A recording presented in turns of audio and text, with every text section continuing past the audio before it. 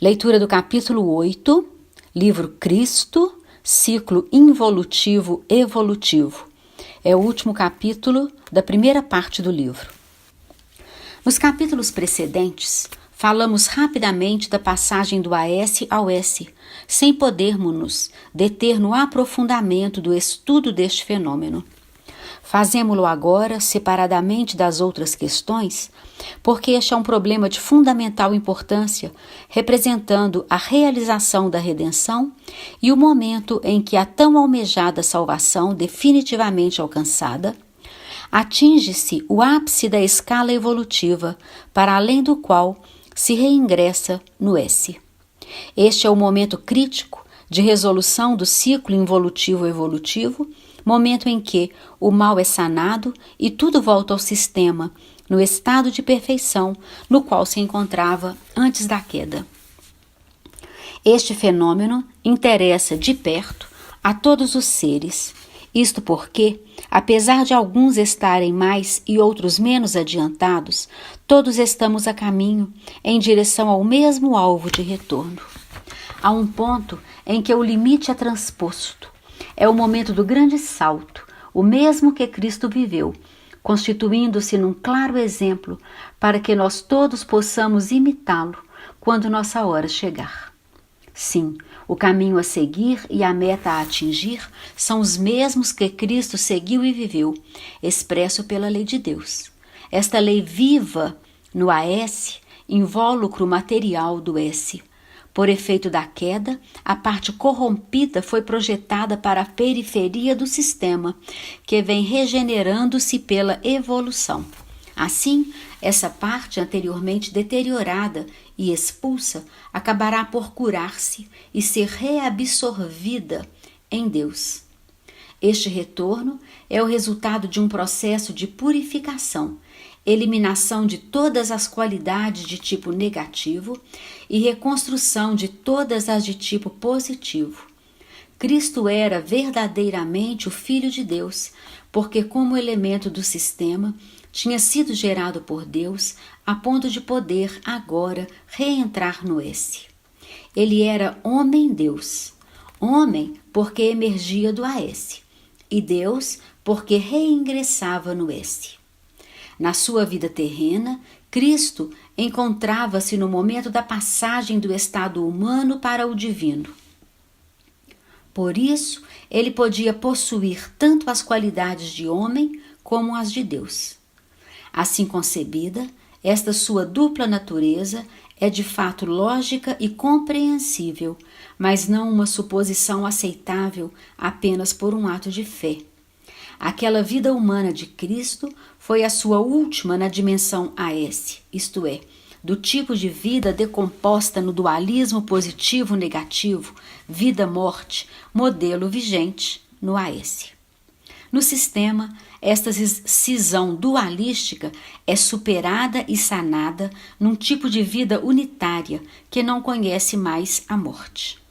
Assim, podemos afirmar que a ressurreição de Cristo foi verdadeira, pois ele venceu a morte definitivamente. Daquele momento em diante, entrando na vida eterna, depois da sua ressurreição, ele não estava morto. A remoção da pedra do sepulcro simboliza perfeitamente esta definitiva vitória sobre a morte. É neste mais profundo sentido espiritual, e não no sentido material do corpo, que há de ser entendida a ressurreição de Cristo. Deste modo, permanecemos na ortodoxia ao admitirmos que Cristo era Filho de Deus, pois ele foi, com efeito, homem e Deus ao mesmo tempo. Vamos admitir a sua ressurreição, procurando dar a esta palavra um significado capaz de torná-la aceitável. Respeitamos a vontade do cristianismo de deificar à sua maneira o Cristo para que sinceramente conheçamos a verdade. Ela foi concebida em forma mitológica e obtida com a velha forma mental das massas. Trata-se de uma deificação de modo algum racionalmente compreensível e, portanto, sempre menos adaptada à psicologia moderna em rápida evolução. A tal ponto aceitamos o conceito de Cristo, homem-Deus, que distinguimos nitidamente Jesus Nazareno, o homem, de Cristo, Deus. Desse modo, ocupamo-nos bem pouco do primeiro, que foi utilizado, abandonado e morto pelo Aécio, mas, sobretudo, ocupamo-nos do segundo, isto é, daquele que não nasceu e não morreu, senão no sentido de ter antes se revestido e depois despojado do seu instrumento físico necessário para manifestar-se na terra. O Cristo, percorrido o seu caminho através do Aécio, pertence ao Esse, torna-se divino porque regressou ao perfeito estado de origem em que foi criado. É de Cristo e não de Jesus que nos ocupamos, isto é, da criatura que retorna a Deus, porque esta é a sua substância, o significado básico da sua vida na terra, o fenômeno que nos concerne a todos de perto. Mais cedo ou mais tarde, todos nós devemos viver aquele fenômeno e Cristo o colocou sob nossas vistas, para que possamos observá-lo, compreendê-lo e realizá-lo em nós mesmos. Que Cristo seja Deus não é aceitável senão concebendo-o como elemento do Esse, isto é, como um dos infinitos momentos dos quais este organismo é constituído. Depois da paixão purificadora, esse elemento se reintegrou na sua posição de origem. Uma encarnação de Deus, isto é, de todo o Esse, num ser humano é coisa inimaginável. Procuramos agora fazer-nos uma ideia de Deus, deduzindo-a da observação de nosso universo, o único fato positivo para nós suscetível de exame. Calcula-se que no universo existam 100 quintilhões de estrelas radiantes, um 100 seguido de 18 zeros. Suponhamos que uma só estrela num milhão tenha um sistema de planetas e que apenas um planeta num milhão se assemelhe à nossa Terra, isto é, que apresente as condições necessárias para o surgir da vida. Com tais astronômicas reduções, ficam sempre 100 milhões de planetas onde a vida é possível. Mas é provável que este cálculo esteja muito reduzido. Assim nos dizia um astrônomo. A teoria das origens elétricas da vida, por nós sustentadas no volume A Grande Síntese, está recebendo da ciência sempre novas confirmações. Além daquelas mencionadas em nossos escritos, lemos que a mesma teoria é sustentada pelo professor Harlow Shapley, astrônomo em Monte Wilson e diretor do Observatório da Universidade de Harvard, nos Estados Unidos. Ele sustenta que o surgimento da vida é inevitável quando as condições do ambiente são favoráveis. Ora, estas condições, assim como na Terra, verificaram-se em milhões de planetas. Segue-se disso que a vida deve ter aparecido também nestes planetas, e como nos é possível ver, ela procede por evolução. Ela deve, naturalmente, ter progredido desde as primeiras formas de protovida em direção a outras formas sempre mais complexas e psiquicamente sempre mais evoluídas, como aconteceu para o homem. Partindo das cifras baseadas em tais dimensões, há uma grande probabilidade que estas deduções correspondam à realidade. Somos forçados a admitir que a evolução deve ser um fenômeno universal e não um modelo particular reservado somente à nossa Terra. Se as condições que tornam inevitável o aparecimento da vida se verificarem em milhões de planetas, é altamente provável, estatisticamente, que existam neles milhões de humanidades pensantes. A aparição da inteligência faz parte desta evolução e é uma fase do próprio desenvolvimento da vida. A ciência começa agora a reconhecer isto, enquanto já o havíamos afirmado no referido volume A Grande Síntese, com a teoria do físio-dínamo-psiquismo, segundo a qual a evolução de nosso universo, partindo da fase matéria, atravessa a da energia e alcança a do espírito. Desta forma, não se pode excluir que a evolução bioquímica se tenha verificado em milhões de outros planetas, atingindo o nível psíquico como no homem e até além. Tudo isso leva à necessidade de redimensionar o homem como cidadão do universo, julgando-o não mais como escopo e centro do mesmo, mas como uma entidade muito menos importante de quanto o seu orgulho o tenha induzido a crer. Agora, como dizíamos acima, podemos fazer uma ideia positiva de Deus, deduzindo-a da observação de nosso universo. É evidente que, com tais premissas, não pode interessar-nos uma divindade humanizada para uso exclusivo de nosso planeta. Deus deve ser universal para todos os seres pensantes da criação, existente em todos os planetas, sob todas as formas possíveis. Hoje, o céu não é mais um reino mitológico que, à guisa do Olimpo, funcione como uma sede para a divindade. O céu é observado, começa-se a percorrê-lo e fazem-se as contas daquilo que ele possa conter. Nos antecedentes volumes, explicamos a origem e a função deste universo físico que observamos. Logo, de Deus não poderíamos fazer uma imagem dimensionalmente inferior àquela agora contemplada. Para nós, que devemos pensar a base de lógica e não de mistérios, procurar compreender e não aceitar apenas por fé, Deus é o organismo espiritual do S, ou seja, a contrapartida do organismo material de nosso universo, o AS. Ora, é inconcebível que o organismo do sistema, do qual podemos imaginar o valor e a imensidade, possa degradar-se como nível evolutivo e possa descer como potência e dimensões até o plano humano. Nem se compreende para que fim visaria a sugestão de um absurdo inaceitável.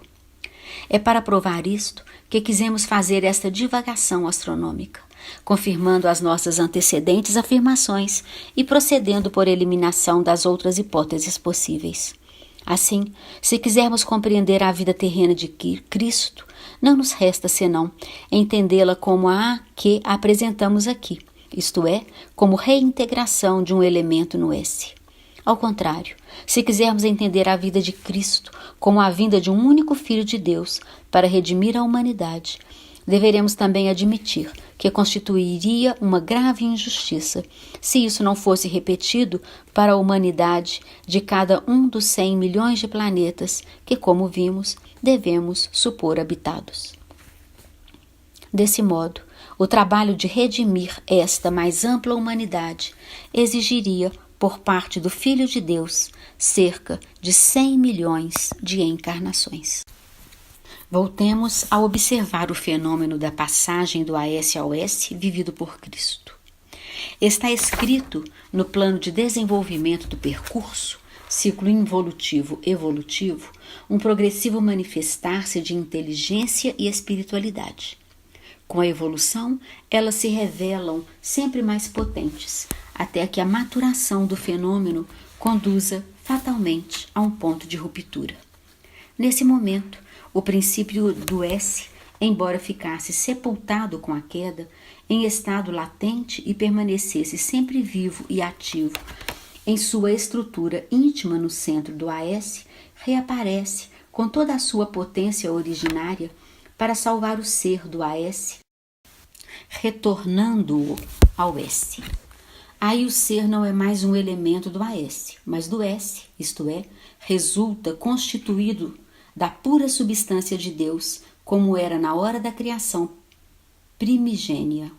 Por isso, Cristo pôde ser o homem-Deus, ou seja, o homem que voltou a ser Deus, enquanto na sua passagem sobre a terra era cidadão de 2 mundos, lutando para libertar-se do primeiro e reingressar definitivamente no S.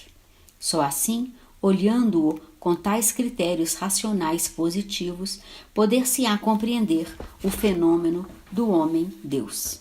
Na realidade, Cristo foi o antecipador de uma experiência profundamente humana, como o desprender-se do mundo por ter superado os métodos deste no plano evolutivo. A humanidade não compreendeu e por isso não pôde assimilar ainda a missão do Cristo.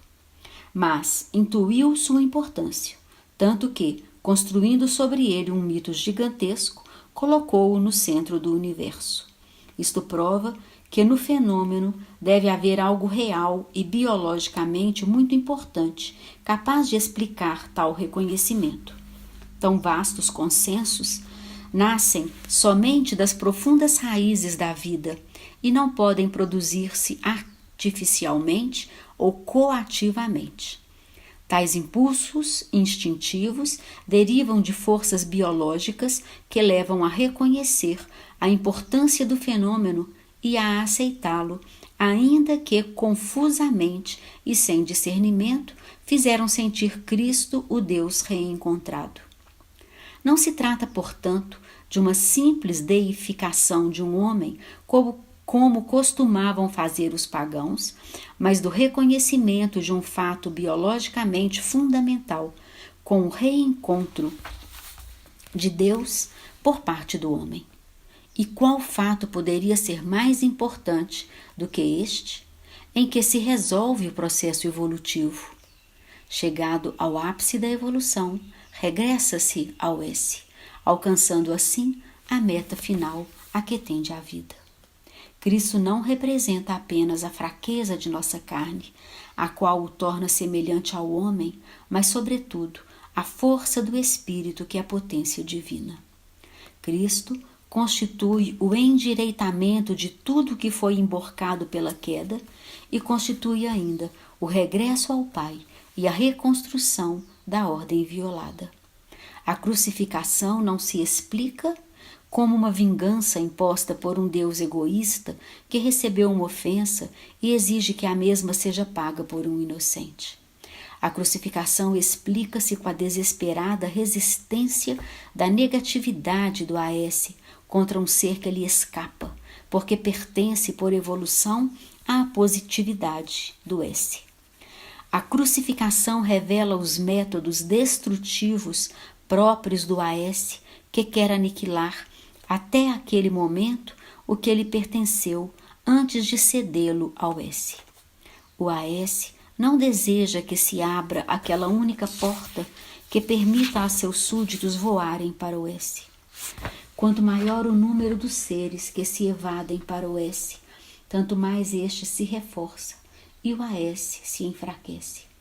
O AS sabe que estas evasões significam o seu fim e, portanto, teme-as e dificulta-as. Compreende-se deste modo toda a lógica da paixão de Cristo, choque apocalíptico de forças opostas, no momento final do ciclo involutivo-evolutivo que redime a queda. O AS se manifesta com seu feroz assalto feito de dor, a crucificação, e o S com seu luminoso triunfo na esfera da vida, ressurreição. Temos duas explosões opostas, uma ao negativo e a outra ao positivo. Com isto, cada um dos dois universos revela a sua natureza. O primeiro manifesta-se impondo derrota e morte. O segundo alcança a vitória da vida. Colocados frente a frente em seu antagonismo, crucificação e ressurreição dão-nos em síntese a solução do drama da queda e a realização do prodígio da salvação. Por que existe tal psicologia agressiva no AS? Porque o evoluído que lhe escapa para reentrar no S é para ele um traidor, um rebelde. Quem se doa a Deus é um inimigo do antideus, é um perjuro que passa para o lado oposto, um pecador indigno que há de ser punido. Por isso, o AS desencadeia suas tempestades contra quem se torna culpável de rebeldia porque não se adapta ao método de vida de tipo AS. Satanás tenta Cristo nos momentos em que o reputa mais fraco. Mas Cristo tem a luz do S e não se deixa pegar. Quem chegou àquela altura não pode mais ser enganado, mas Satanás se vingará duramente. No último momento da paixão, Cristo ficou sozinho. Meu Deus, por que me abandonaste? A fadiga da superação devia ser toda de Cristo.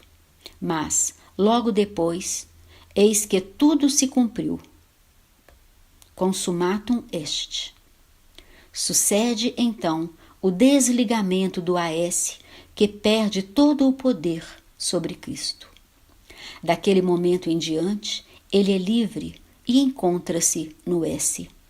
A ressurreição significa um ressurgimento para uma nova vida que se substitui à velha, continuando sobre outra forma, segundo outro tipo de existência espiritual em vez de material.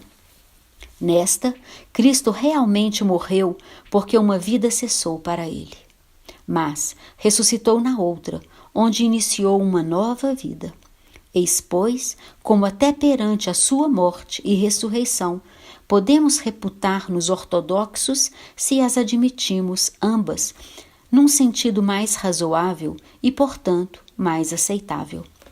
Nós também podemos afirmar que Cristo voltou ao Pai, porque o Pai é Deus e Deus é o S. Retornou de verdade, porque tendo percorrido todo o ciclo, involução, evolução, voltou ao Pai do qual se tinha afastado com a queda.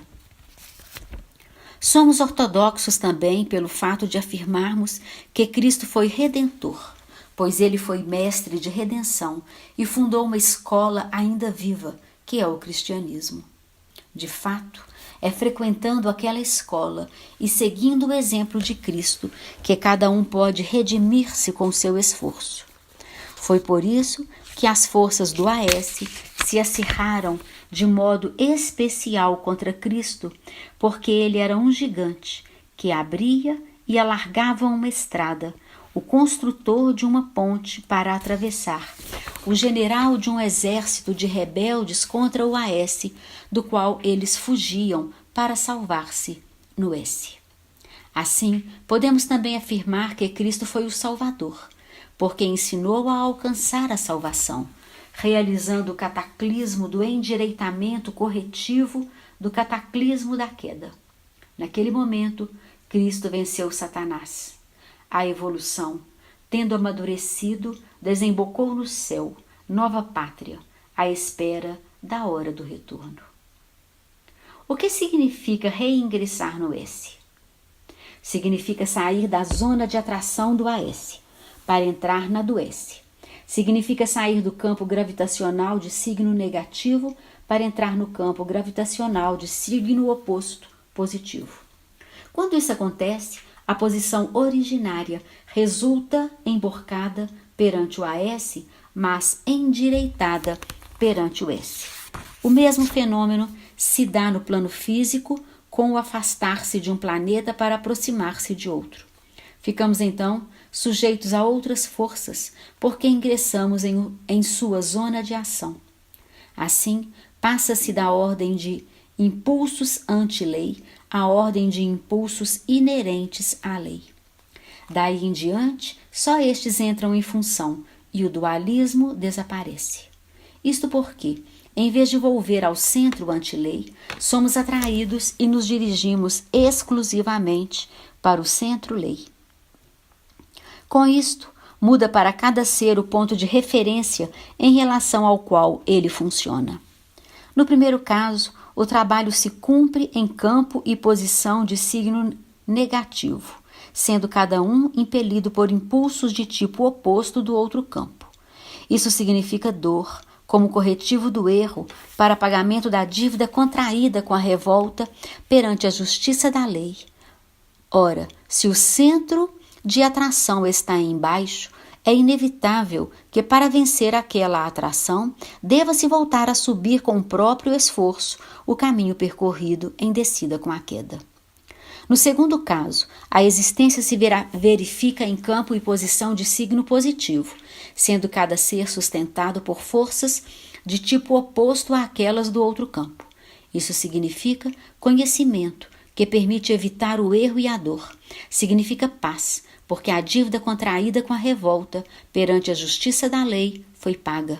Significa, enfim, porque agora o signo de atração fica no alto, continuar, segundo aquela atração, a dirigir-se espontânea e alegremente em direção ao mesmo.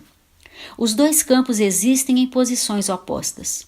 No caso do AS, sobre o ser que deve às suas custas redimir-se, pesa o esforço de vencer a atração do polo negativo do AS para atingir o S. No caso do S, basta que o ser se abandone docilmente às forças do mesmo, porque elas, em vez de trabalharem como as precedentes, em seu dano, trabalham em sentido oposto, em sua vantagem. Logo, o esforço ascensional do ser não é mais necessário, porque o percurso da evolução se cumpriu. No S, o esforço do transformismo e a luta do dualismo cessaram. Assim, o indivíduo não se encontra mais em campo inimigo sob forças inimigas, mas em campo amigo, à mercê de impulsos positivos que o secundam.